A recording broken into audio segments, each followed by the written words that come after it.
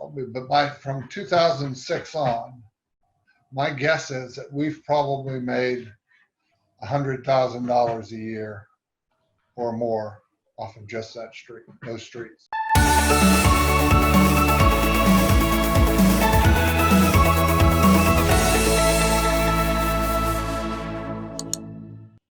All right, what's going on? Welcome back, everybody, to the Happy Agent Podcast. You've got myself, Jeff Beggins, and my brother. Your suntan brother, Craig Beggins here. He's been having a good little boat weekend, it seems like, over there, Sure. hanging out. And we've got something really cool for you today, which is awesome. It's Micheal Reichenbach, and Micheal and Donna have been with us for about 15 years now. Working for our company here over in the Madeira Beach office. And there's some really great tidbits. You know, one of Dad's favorite sayings is success leaves clues.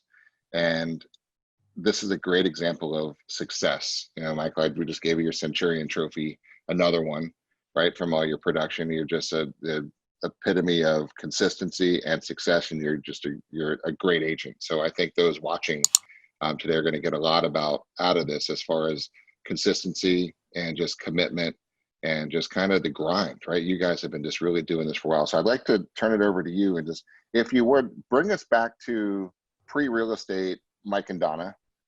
You guys have a really cool story about the business you were in before. Like what were you doing before? And then how did you guys just celebrate another anniversary, right? And from you guys, how did you evolve? What was life like before real estate? What was the pivot to enter into this industry? And then we'll kind of follow the evolution to 15 years later with us here today. So I want to welcome you to the podcast and turn it over to Mike. Well, you know, when I was a kid, I was in Germany. I lived in Germany, and I came over here when I was 16 years old and such. And, you know, first of all, having spent a fair amount of time there and not being a terribly outgoing person, as so many in real estate are, someone told me that, you know, I should get involved in you know, specific activities to meet people. And in specific, when I was in Germany, as most people do in Germany and Europe or whatever, at some point, I think a big difference between their sports philosophies and ours is they introduce more people to more things, whereas Americans tend to try to find the superstars earlier. And not saying one's better than the other, but one of the things that they did while I was there was, you know, send everybody in this class, they'd send this note home saying everybody's supposed to go to dance school, because they had done that for generations. And my mom went to the same school and you know, and everybody else. And so, you know, went to that dance school for a little while and such. And basically I was a soccer player and tennis player at that time. So it wasn't a particular interest or anything like that, but, you know, it was nice enough. And, you know, when you're 13, 14, you get to hold a girl, it wasn't all that bad. But, you know, they did it a little bit differently, more like probably Jim would do it or something, where, you know, they had in those days a microphone hanging down and, you know, in good German regimental fashion, you know, teach everybody or have everybody spend weeks learning all these fundamental basics and such, which kind of, you know, at some point, you know, eventually goes. But when I got here, being shy, you know, my mom, my father died when I was rather young. My mom decided that, well, maybe going to a dance school would be a good thing for me here to kind of meet people. So I did that. And in those days, I was 16, 17, and everybody else was 65 or whatever, except for the teachers. So I got along better with the teachers than everybody else. But, you know, then I left that and started going to college. Everybody in my family was a college professor. And so I figured, well, you know, I can do this part-time. This seems pretty good. You can, you know, teach in the evenings and go to school in the daytime. And, you know, so by the time I got to, you know, my third year or whatever in college, I just finished the junior college here, which was one my mom taught. You know, I was making more money working part-time there than my mother was having, you know, being a college professor. So I see, you know, this college professor thing may not be all that, you know, all that hot and heavy. So I figured, well, I'll get into dancing. So then I decided I would go to England and become a, you know, competition, you know, dancer, because in those days, that's where all the top professionals went. Right?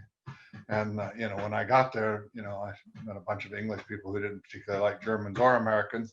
First of all, they told me I didn't have the right body type to be a good dancer. And they said my legs were too short, my body was too tall, I was skinny in those days, so we won't talk about that part. But so I went on for a while, and it just seemed like that wasn't going to work out. So I decided I would come back and finish college and get a business degree or whatever. Pause real quick, because this is a fascinating part of the story. I did not know this before. So the whole lineage is professors, right? Your mom was a teacher, a professor. Yeah, my mom was a college professor. My father was a college professor who had to escape Europe, and all my uncles, a couple of my uncles were as well. And All right, so you're on that path, right? You were at this time, you were on that path. You were going to school for that while you were kind of moonlighting with dance instructing.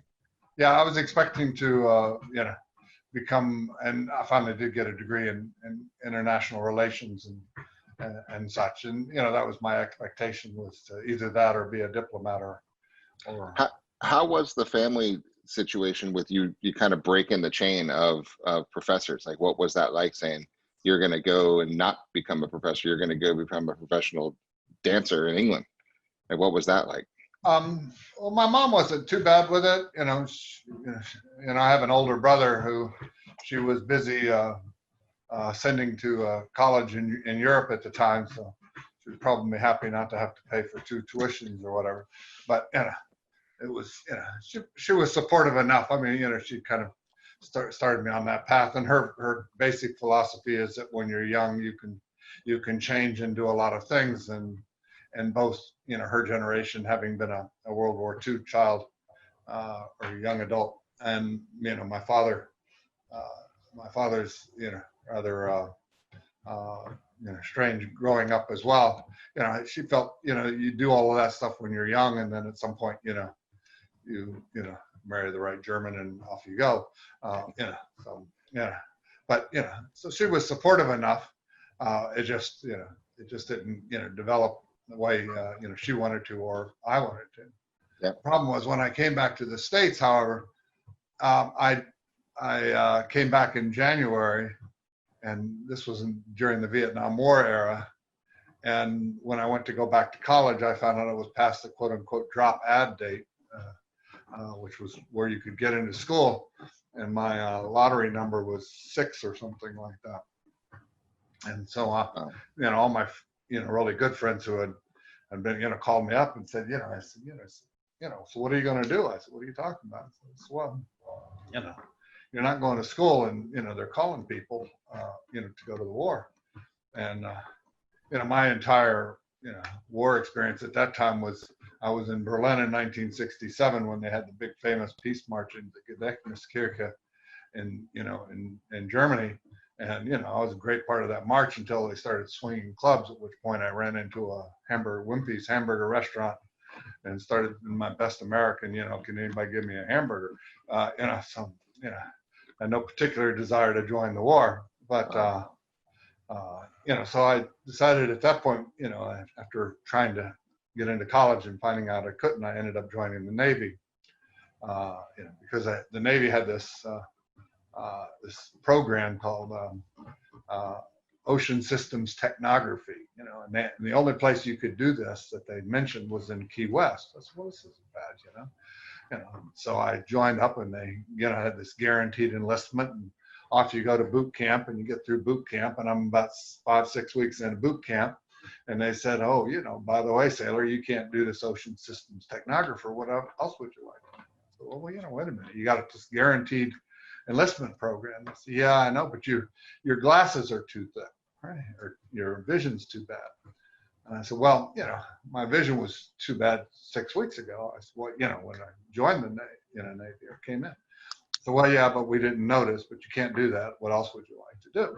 I said, well, I said, this is really not fair. So, well, you can leave, but the Army's waiting for you at the gate, and then you're going to Vietnam. So, so I ended up becoming a translator. They said, well, you have good scores and this, that, or whatever. So I ended up going to the Foreign Service Institute in Washington, D.C., and became they taught me how to speak Hebrew for 13 months. And then after that, I spent my time in Washington, D.C., and during the 6-Day War doing things that I don't talk about. But anyhow, yeah.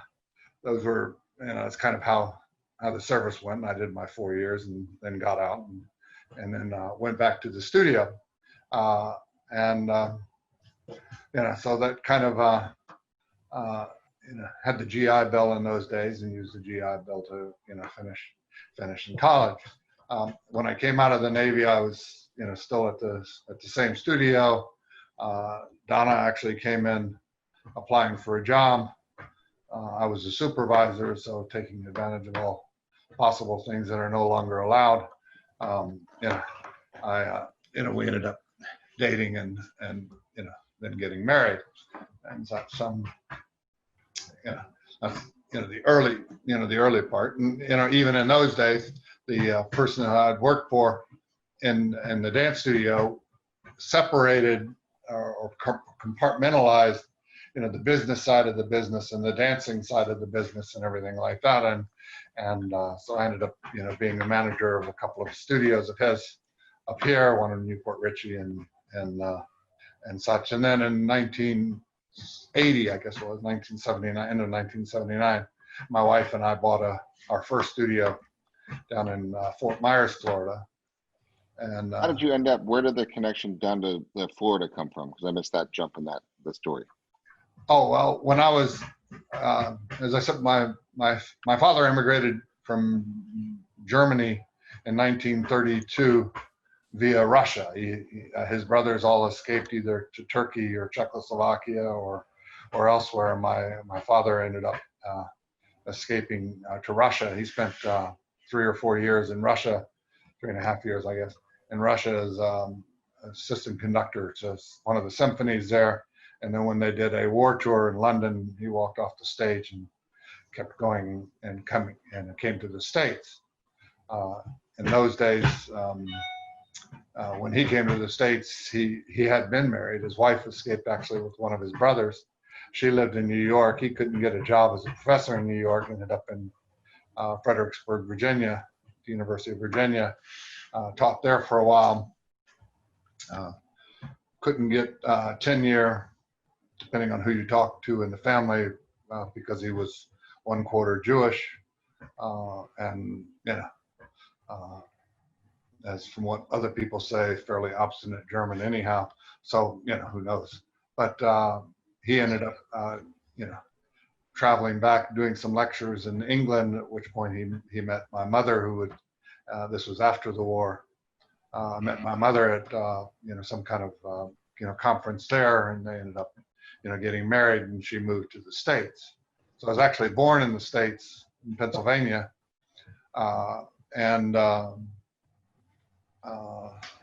lived here for a good 6 or 7 months before my family kind of went back and forth, my father being a professor and everything.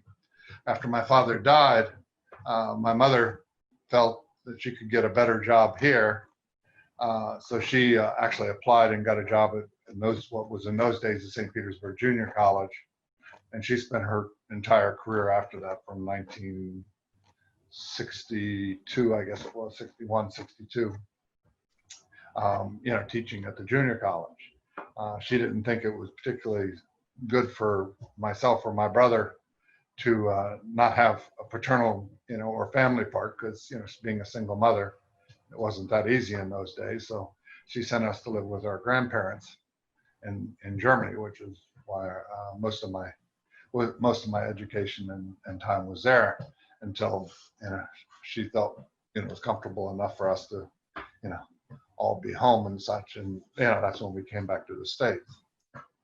Wow. This is a fascinating story. It really is. This is really, really fascinating. So, no, keep going. This is great. But being a single mom, obviously, I don't know that she had as much influence as she wanted and such. And I was so young when my father died that in reality, the only thing I know about my father is the stuff that family members have told me about what he did or what he accomplished or what he wrote. But he was a musicologist who specialized in old folk music and in folk music from Africa and in particular choral and singing groups in old time Europe and such like that. So supposedly from an article I recently read from who somebody else wrote that included him in one of his quote unquote best friends turned out to be a Nazi sympathizer, and it's the one that basically required him and to leave, I guess, Germany at its most comfortable times, in the early 30s. Wow. Germany was having some times there, but it is what it is. I mean, everybody likes to complain about what life is, and you take what you got, and I remember I had a professor one time who said that nobody knew they were poor until the government turned around and told them they were poor if they lived in the country and had enough to eat. If you talk to Donna or whatever, she'll tell you about how they used to have a one school's farmhouse, and lived out on a farm with outdoor plumbing or whatever. Not no plumbing, but outdoor plumbing. But yet there was always a farm there, and there was always food there, and there was always clothes there, and even if they were hand-me-downs, nobody knew you were supposed to Right. go to H&M and buy clothes every 6 months or whatever. So it's just a generational thing, and I don't know that it's amazing to me as a kind of aside in all of this coronavirus stuff. Everybody talks about how everybody needs to go out and buy more stuff so that people can have stuff, and you would think that after you spent a month at home or whatever, that you might figure out you didn't quite need all that stuff. But it is I don't know how many t-shirts you can wear. I mean, especially and if you look at all the old houses that we sell here in Pinellas County, and you look at all these old 3-bedroom houses, and you look at their closets in their master bedroom, I mean, the closet in our house is bigger than the first apartment that Donna and I rented when we were married, 43 years ago. So it's ridiculous what how things have changed. I don't say that as a bad thing, because our closet's full. So I'm not belittling other people. I mean, we're as bad as everybody else. We just acquired it over more time, probably. Yeah, and then it really puts things into perspective. I mean, it to me, it was almost like I was watching a movie, visualizing the story as you were telling it.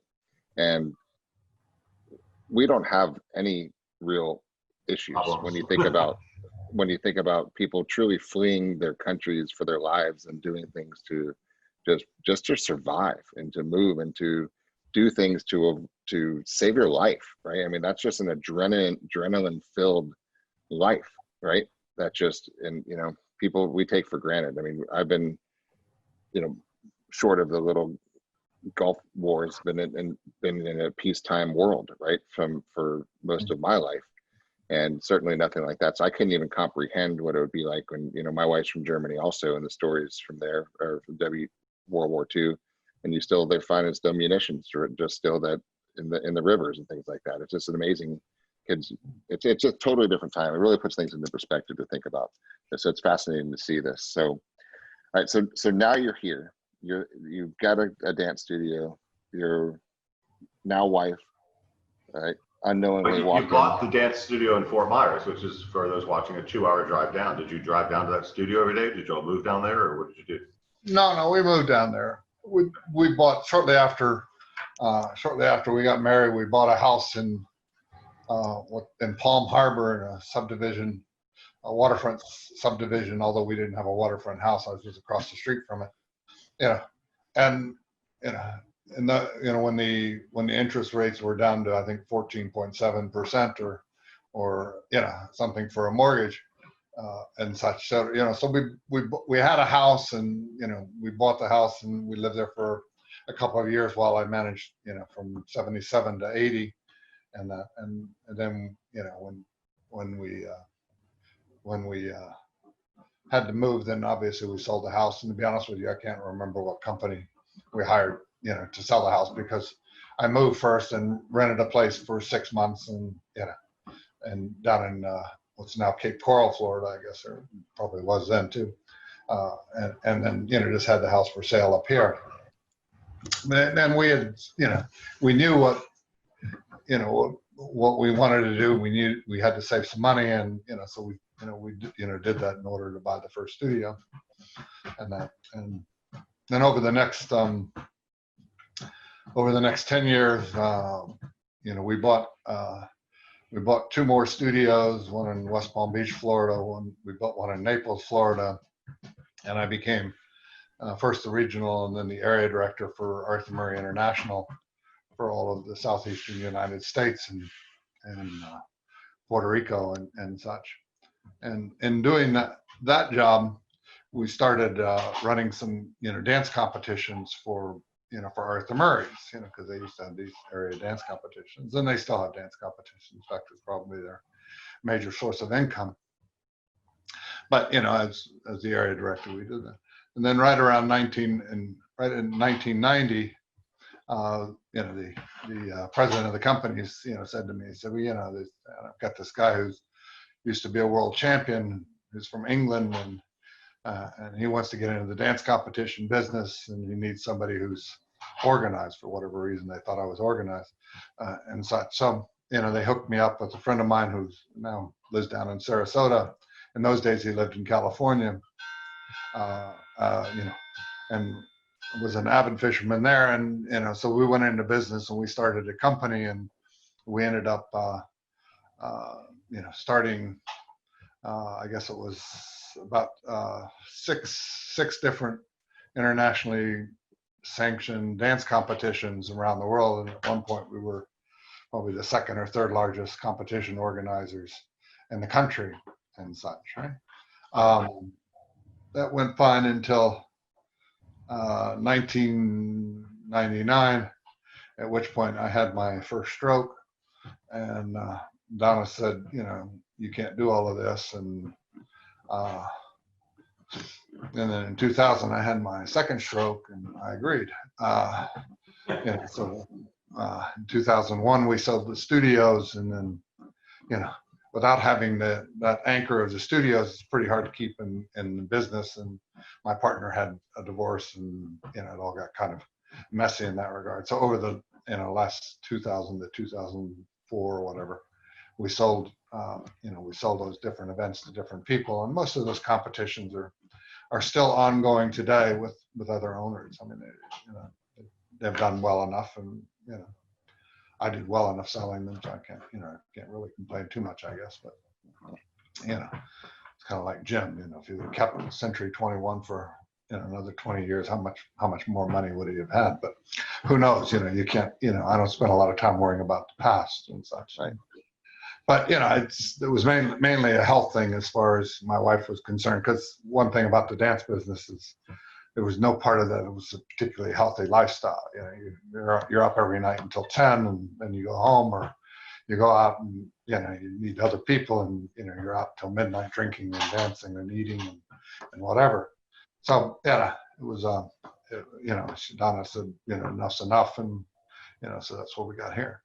While we were still in Cape Coral, we had some friends who were in real estate, in fact Century 21 down there, and a couple of them always said to Donna, well, you should do this real estate thing because you really know how to sell stuff, because at the studios, I mean, frankly speaking, I mean, I did most of the training, and and I did a lot of traveling for Arthur Murray's and doing seminars and training sessions for them.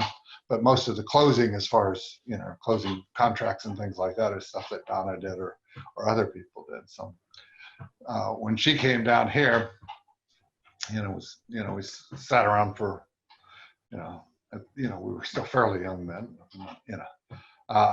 it wasn't something you could just retire at, and she decided, she would go into the business. For her, there was really no question, since we had been involved in a franchise and had some value from the franchise, there was no question as to whether we would go independent or whatever. She happened to go to the Inion Rocks Beach office, which was Century 21, because we live even now and did then very close to the beach, and that being a smart real estate person like a lot of other people, I bought real estate at the height of the market and ended up selling it at the bottom of the market on the beach. But everybody makes mistakes, and that's okay. But but she decided, she would go there, and she worked at IRB for a little while, and then switched to Madeira Beach, mainly because of the manager that you had there at the time, who she felt was, interested in, in people's success and everything like that. And to be honest with you, I don't know when you opened that office, or whether that was close to the beginning, or, the office in 2004, I think she went there. So, that was kind of the connection. And then she kept, saying to me, she said, well, you don't have to travel if you were here. You don't have to travel if you were here. And she took me around to a couple of open houses and such. And I she asked me, and Jim kept asking, well, you do all right in this business. You can do all right. And finally, I looked at him and I said, Jim, I really don't give a blank, because you might publish this. I really don't give a blank, what color the carpet is, what kind of paper it is. I don't care, no interest to me, leave me alone. And so Jim said to me, well, you don't have to do that. You could do commercial real estate, then you're only dealing with the numbers and everything like that. And so I kind of played with that idea for a while, because when I was in Fort Myers, different people had enticed me to invest in different golf course communities and such like that, when golfing was the big rage in the mid 80s and mid 90s and such. And so, with, fairly good results. I mean, we invested in a few of them and such like that. That's not some way in a real estate. That's not a bad thing. We could do that. And so I started playing. So finally I, said, well, I'll get my license, but I'll, I won't do anything with it. So I got my licenses in 2004. And then the traveling just got, harder and harder and such. So in 2005, I said, well, so I'll give this a whirl. And then, so that's kind of the preview to it. Yeah. I love it. Well, you've had a very successful run over the last 15 years, and I think it's fascinating, and I think people need to hear that it's not an overnight success, right? No, it's not. You told us before the call started how you started and what my dad told you to do, and which is the same thing he tells everybody to do, but you actually did it. So tell us how that worked. Yeah, when I first started working at the office in the company and everything like that, Jim, said, well, just start it. If you want to do commercial real estate, you got to know what, you got to know who you're talking about, and just go to the one end of town, take a small notebook with you, and just meet everybody that has a business. And just walk in, introduce yourself, say hello, find out what they do, find out who rents, who owns the business, how long they've been there, try to, get some kind of arrangement, and so, not knowing too much about the real estate business, and having been away from, the beach areas and that since, before when you could still go water skiing and along the Narrows here in Indian Rocks Beach, I figure, okay, well, might as well, he sounds like he knows what he's talking about, might as well do that. So, that's what I did. So I walked from, the top and made it down to, let's see, what was that? What would be, I think 147th. So I went from 153rd to 147th Avenue, right? And I went into what in those days was, I guess one can say gay bar or whatever, nice guy or anything like that. But it was an older couple that owned it, and it was probably my, I don't know, 6th day or, whatever, doing it and stuff like that. Because, and, he said, I said, he said, well, so what do you do? I said, well, we sell real estate. Well, do you think you could sell mine? I said, well, yeah, of course, we can, we're Century 21, we can sell anything. And he said, well, tell me what you think it's worth and then come back. I said, okay, So, I went, running back to the office, at which point the company decided, that I didn't really know enough about what I was doing. So they assigned me another agent, girl named Gail or whatever, who's no longer there, but you know, Yeah, nice, Levante, yeah. yeah, nice lady, nice, person. She had actually, I guess, knew that person as well, and such. So that was my first listing. It took another week or 10 days or whatever to, figure out and, talk them into it. So I got my first listing within 30 days. And then, Well, I think that the point there is you went out day one and struck out, but you went out day two and struck out, and you went out day three and struck out, and then you went again out day four and struck out, then you went day five and struck out, then day six, opportunity arose. But see, the interesting part is I didn't think I was striking out. No, you weren't. Because my assignment wasn't to go out and get a listing. My assignment was to go out and meet everybody and know everything. There you go. And the questions when I came back, were, so what'd you find out? Oh, what about this person? Oh, do they own it? Do they this? Do they that? Okay, wonderful. Go off and do it again. I think, there is a danger that or a fear that a lot of times new agents have, that there's this deadline of success. If I don't make it in 45 days or 50 days or this or whatever. I mean, I was lucky as hell. I mean, there was no question. If I had been left to my own devices, I wouldn't have gotten a listing. I needed an agent who knew what they were doing. I needed a, Jim in the background who, could, help, figure out what those properties were and, were worth or were this, that, or whatever, because not that much stuff had sold, right? And so, gradually I just went down. And then Jim came up and, came back and said, well, I said, so what did the neighbors say? I said, what are you talking about? What did the neighbors say? I said, the one, is, I forget what the one next door was. And he said, well, he says, that's a great corner. He says, you need to assemble it. I said, well, that's wonderful. What does that mean? At which point, he said, well, he started talking about assembling stuff, right? And this was, right before the crash. I mean, this was when, the height of exuberance of people buying property there. This is 2005. Yeah, this is 2005, So, I said, well, he said, go talk to all the other people. So I said, okay. I said, so I went and went to the people next door, which was, that property was owned by an attorney. He didn't have an office there, but he owned it. And I said to him, I said, we're looking at assembling this property, and if we can get enough stuff together, maybe we can get a bigger thing, and, and everybody can make more money. And won't that be wonderful? I have no idea what it meant, but it sounded good because Jim told me I should say that.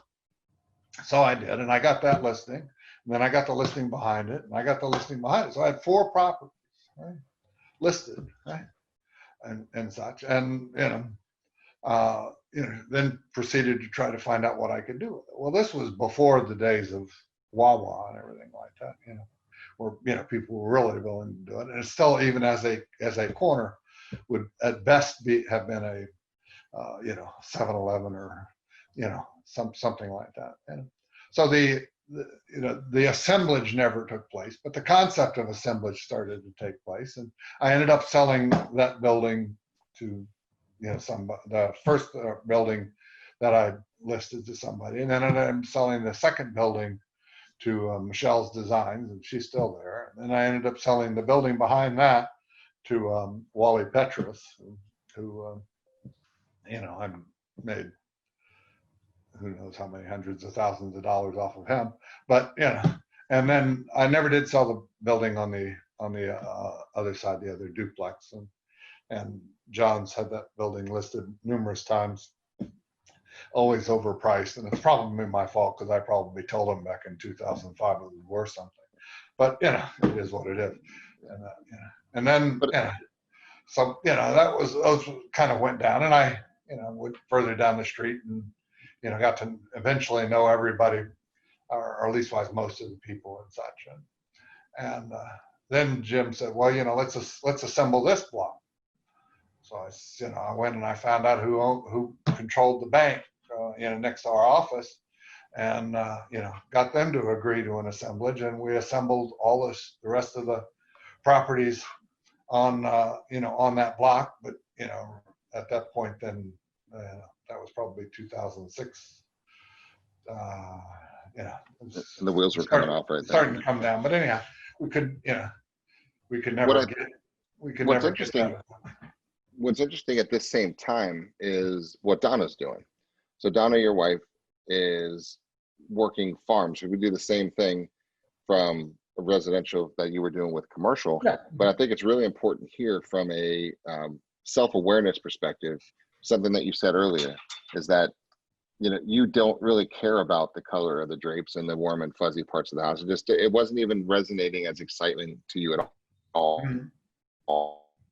And so you didn't want to go down that path. Now, Donna, you guys haven't had a chance to have her on here yet, but she is one of the sweetest, nicest, amazing people I've ever had the pleasure of meeting. And she's consistent and steady and amazing for 15 years. She has 4 streets that she's been going up and down these same 4 streets, beautiful waterfront properties for 4 streets for all of these years. And Mm-hmm. she did the same thing. Who lives there? Who owns it? Who rents it? Who's out of town? Who's in town? How old are their kids? What are their dogs? Do they like the boat? What's going on?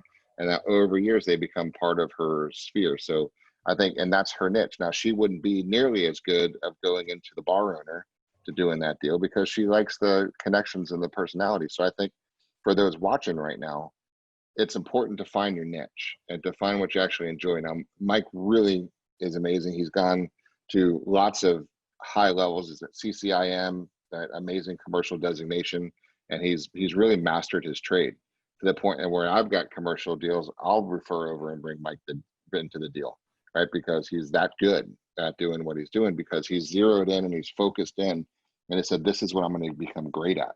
And he's not on a tangent. He's not going to do a townhouse up in Carrollwood, right? He's focusing on what he's good at. So how important do you think that's been for you, just from a lifestyle? I mean, in fairness, Donna did the same thing. I mean, the company at that point produced a newsletter, a monthly newsletter, right? And they had which I thought helped me out anyhow. They had a coupon page in the back of the newsletter, right? We would go around to businesses, and the only criteria for the coupon was that they had to give a discount that they weren't giving elsewhere. It had to be above and beyond, your regular newspaper coupon or this, that, or whatever, or the buy one, get one free, or this, that, or whatever. Okay? And we would, take these little business cards and, make this, this is, before everything was, you had all this Canva and all these other things to do this for you, and, cut and paste, or I use Microsoft Publisher and put all of this stuff together. And then they would have the Madeira Beach newspaper. That was good for me at my business because I could go work the back page, have a reason to go talk to businesses and such. But the agents would then all have, they would have this standard 4-page, newsletter that they could hand out or mail out or do whatever they wanted to. And Donna took it and then eventually fairly shortly had me put in the middle of it what was happening within just those 4 streets, who was buying what that month, or what was going on, or whatever. So there was a personal page, and that gave her, again, what I think of as a kind of a reason to do something. You go around, you hand out this newsletter to everybody, right? And that's your job. You don't worry too much. You say, hi, this is what's going on in the neighborhood. This is what's happening in Madeira Beach, right? If you ever have any questions or ever need anything, give me a call. I'm here to help. By the way, did you ever think of, selling your house? Or if you didn't live here, where were you going to move? Or, or something like that, right? But that, that procedure, that process, again, gave her a reason, right? To go out in the neighborhood and go out and talk to people and go out and see people. Mike, it's fascinating. You used the word assignment. Your assignment was not to go get a listing. Your assignment was to go meet the people and find out what made them tick. I think that mindset is really important for anybody watching. It's not the outcome you're looking for, it's the activity.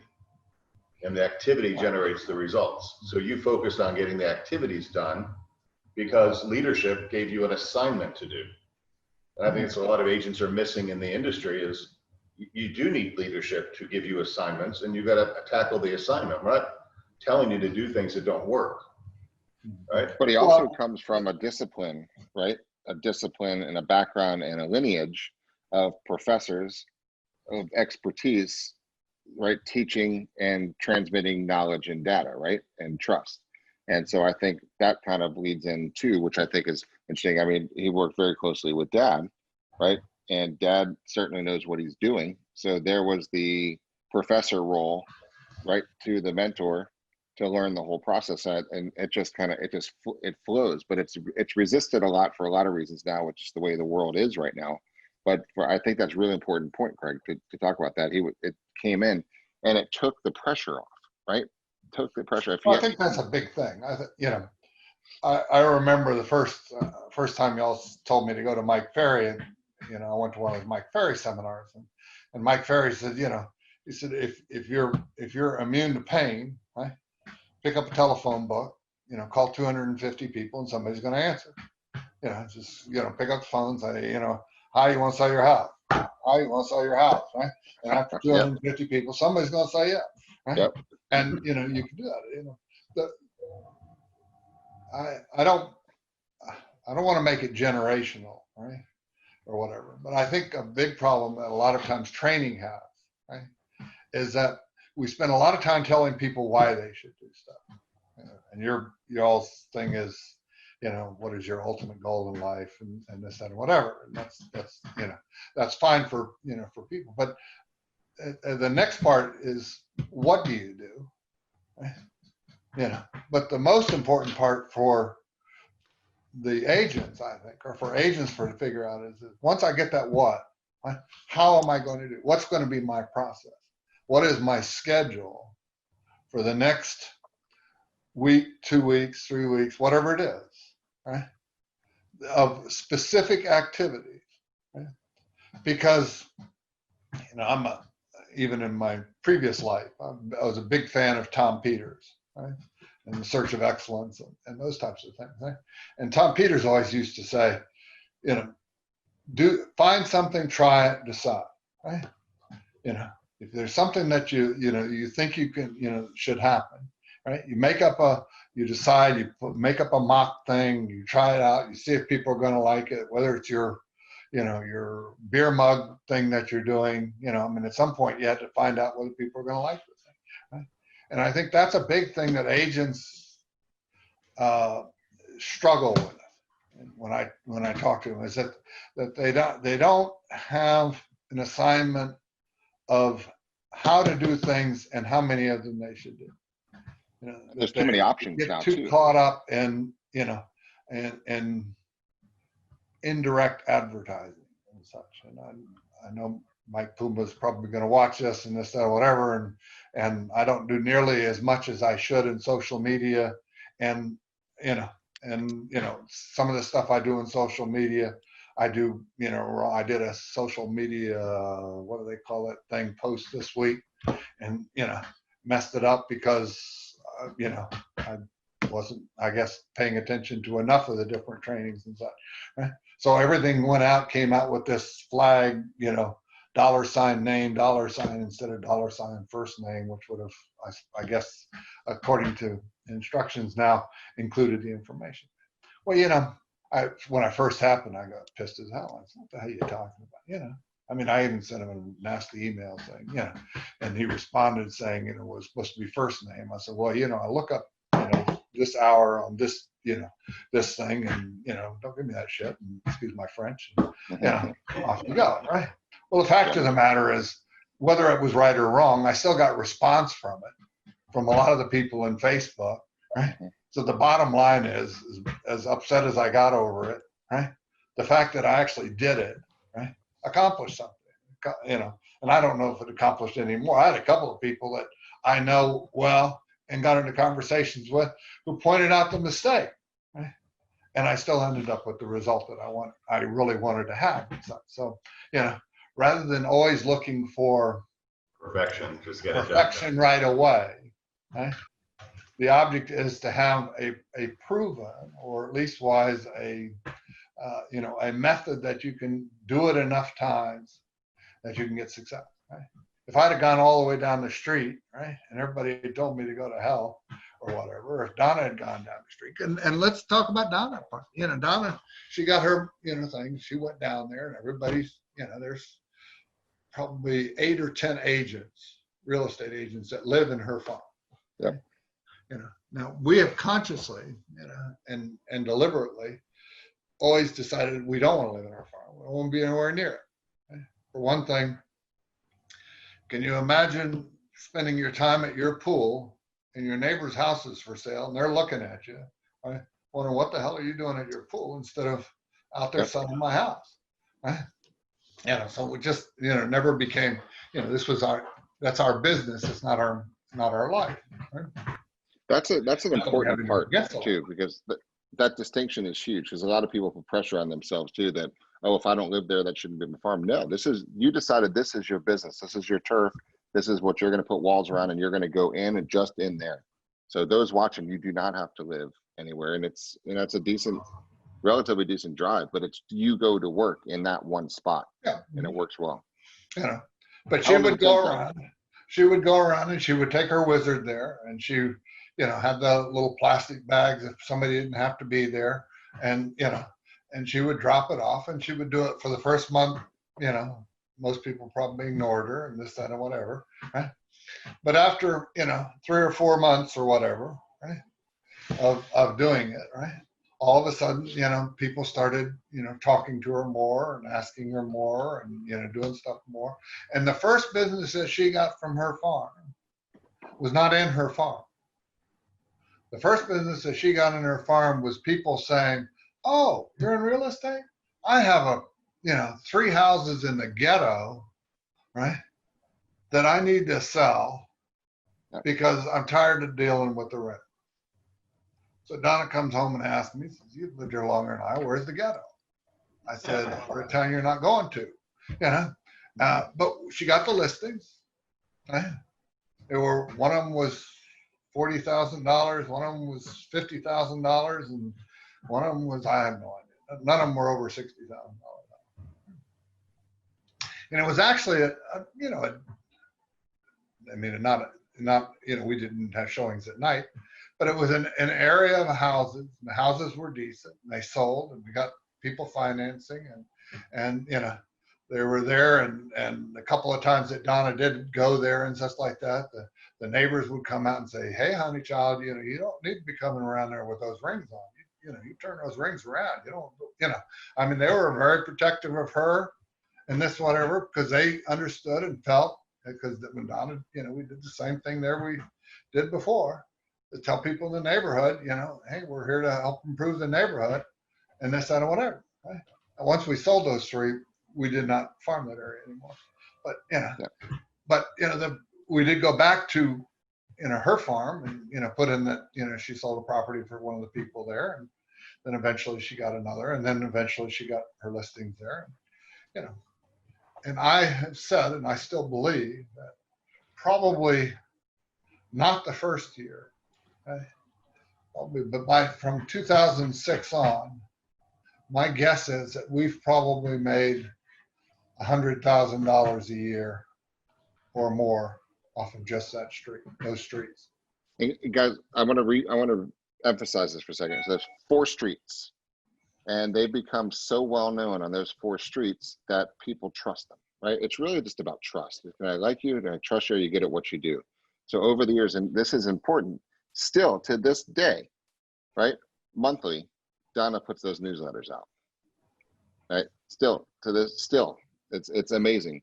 But that's worked. So 100,000, 6 figures a year coming from 4 streets because of consistency. Now, also, it didn't happen the first year, right? But after that, year 2 and on, it started to work. So and it didn't happen again necessarily from sales in that area. That's right.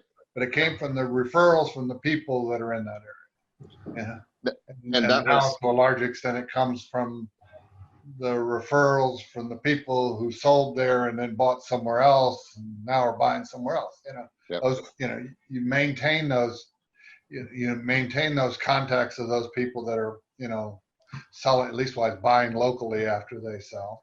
and, you know, and do repeat business. And it is not, you know, Donna would always say, it's not a pressure cooker, it's a crock pot, you know, it's just a regular, you know, a regular way of doing business and developing business in this environment. Now, you know, we are getting older, so I do want to just correct one thing is she doesn't walk it anymore. I won't let her walk it anymore. For one thing, right now she's undergoing some other things, but health things and that. But we do mail it every year, every month still, and she does follow up, you know, with a large number of the people that she knows, and she knows most people's cell phone numbers, and she knows most people's, you know, email addresses and you know, and stuff like that. Right? But it goes out every month. The consistency's still there. Important. Century 21 is actually recognizing that because, you know, contrary to popular demand, those are our customers too.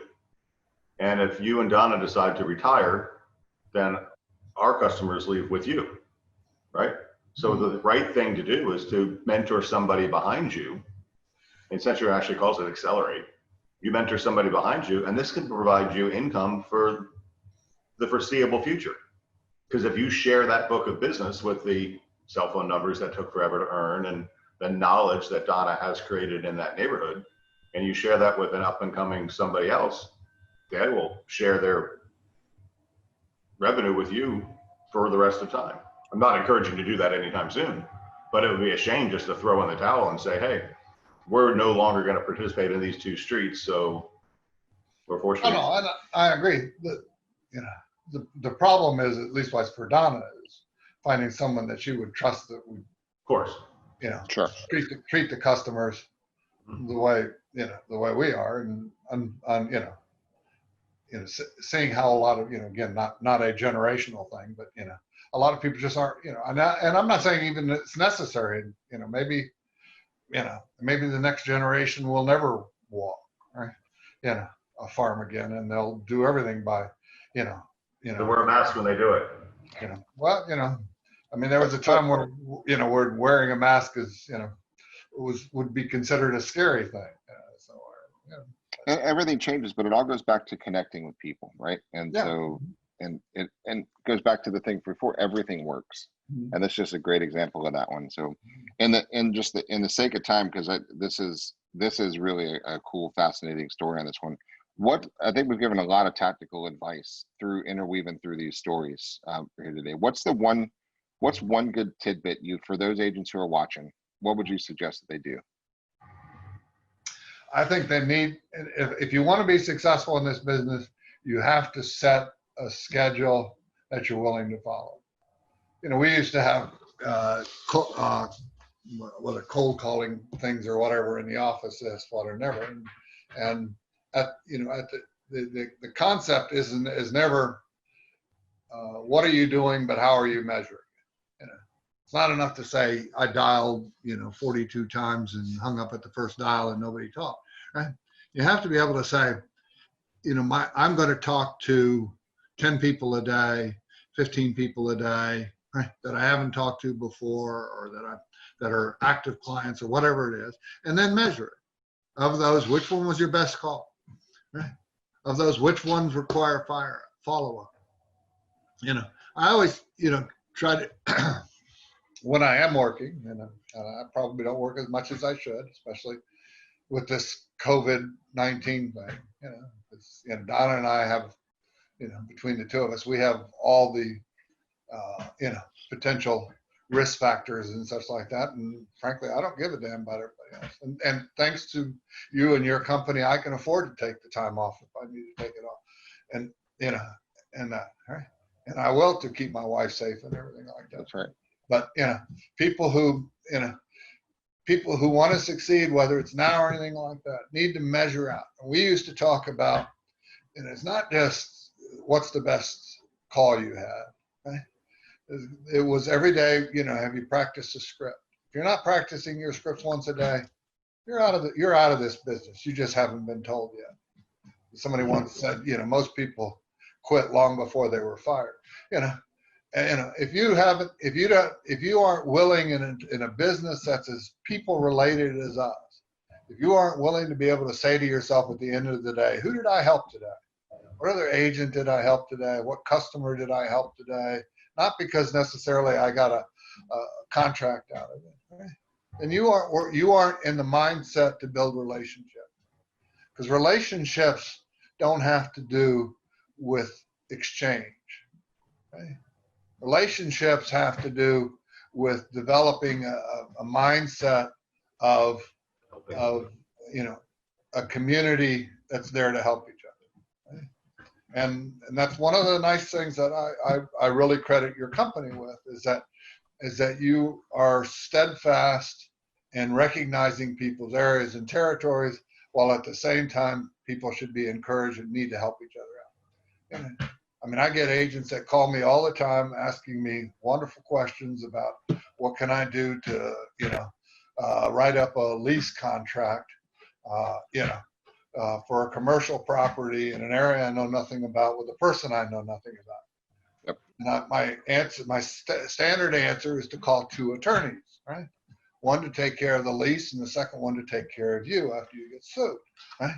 Because if you don't know what the hell you're doing, right, and you as a realtor try to write up a business lease, right, you're a bloody idiot.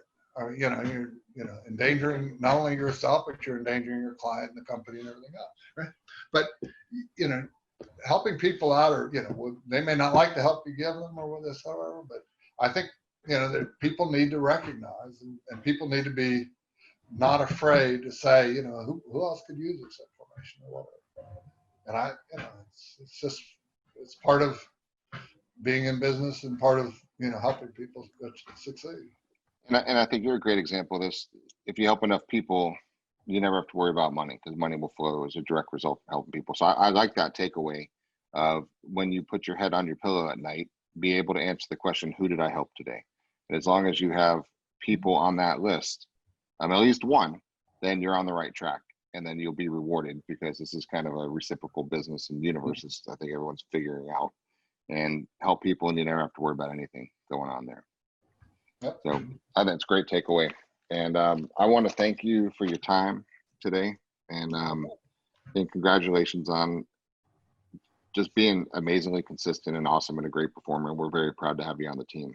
So, and I'll tell you what, thank you. That story was fascinating. It really, really was. Yeah, I learned a lot that I didn't know before. Yeah, cool. Well, thank you for watching, guys. Hope you got as much out of that as I did. I thought that was a great takeaway. So again, Mike, thank you very much. Send our love to Donna, and talk to you guys soon. Be good. That's